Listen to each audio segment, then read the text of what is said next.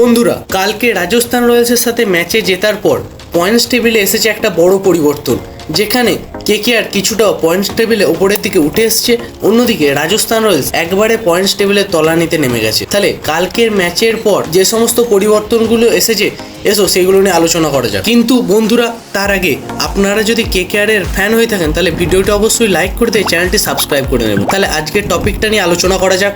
দুটো ম্যাচই হেরে আইপিএল 2025-এর পয়েন্টস টেবিলের একবারে শেষ পজিশনে আছে রাজস্থান রয়্যালস, যাদের নেট রান রেট -1.882। 9 নম্বর পজিশনে আছে গুজরাট টাইটান্স, যারা একটা ম্যাচ খেলেছে এবং একটা ম্যাচ হেরেছে, তাদের নেট রান রেট -0.550। 8 নম্বর পজিশনে আছে মুম্বাই ইন্ডিয়ান্স, যারা একটা ম্যাচ খেলেছে এবং একটা ম্যাচ হেরেছে, তাদের নেট রান রেট -0.493। 7 নম্বর পজিশনে আছে লখনৌ সুপার জায়ান্টস, যারা একটা ম্যাচ খেলেছে এবং একটা ম্যাচই হেরেছে, যাদের নেট রান রেট -0.371। 6 নম্বর পজিশনে আছে আমাদের কেকেআর দল, যাদের দুটো ম্যাচের মধ্যে একটা ম্যাচ জিতেছে এবং একটা ম্যাচ হেরেছে, এবং তাদের নেট রান রেটটা এখনো মাইনাসই আছে, নেট রান রেট -0.308। 5 নম্বর পজিশনে আছে দিল্লি ক্যাপিটালস, যারা একটা ম্যাচ খেলেছে এবং একটা ম্যাচই জিতেছে, যাদের নেট রান রেট 0.371। 4 নম্বর পজিশনে আছে হচ্ছে চেন্নাই সুপার কিংস, যারা একটা ম্যাচের একটাই জিতেছে, তাদের নেট রান রেট হচ্ছে 0.493। পাঞ্জাব কিংস